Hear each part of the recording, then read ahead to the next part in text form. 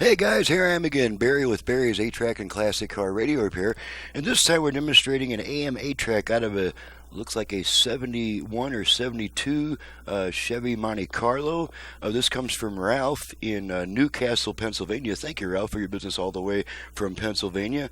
And Ralph has requested the modern internal FM conversion with a new harness for greatly increased output power and also the Bluetooth feature. So we're here to make sure it all works before we send her back. I've got it set to AM at the moment, to the one strong station I get, so we can demonstrate our balance and fader functions during talk radio and not get nailed for stealing somebody else's music. So let's go ahead and turn it up. I've got it set to AM. I do like betting props, but in this particular game, I don't have one that I. Okay, so we're going to demonstrate our virtual balance and fader functions. Basically, to adjust our front rear fader, we have to activate it. So we're gonna take our tone control to about the center position, give it 2 quick turns to the right, and that should enable the virtual fader. So let's try that. I'm pretty sure when I was talking with Jeff last hour, and I brought it up with you already.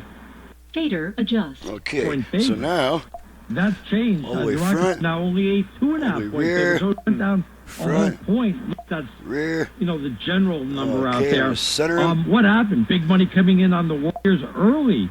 Right now, is that what happened, or fader set? Okay, so it opened let's adjust our left-right balance. Shop here in town. It opened to balance adjust.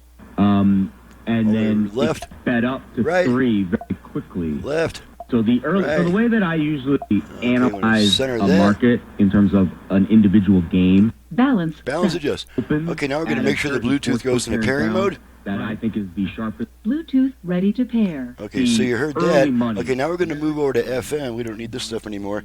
And to go between AM and FM, we turn the unit off, then right back on within about half a second. So here we go. Off, on. Okay, now we're on FM, and I have all 5 presets set to stations in my area for a quick test. It's heartbreaking.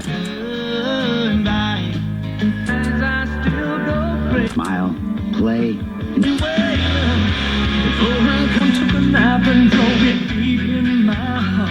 Okay, let's try the 8-track. You're going to want to turn your radio down a little bit before you put a tape in. I've got the output set pretty hot. Okay, we're at the end of a song there, so we'll just wait for the next song to start. I don't believe a word they're saying. Hoping I took one look at you along and a lovely mood. Every opportunity when they come. 1, 2, let's go steady on that banker. Why don't they take the time? Okay, pull the tape out, radio comes back. Let's make sure the dial lights come on, and they do.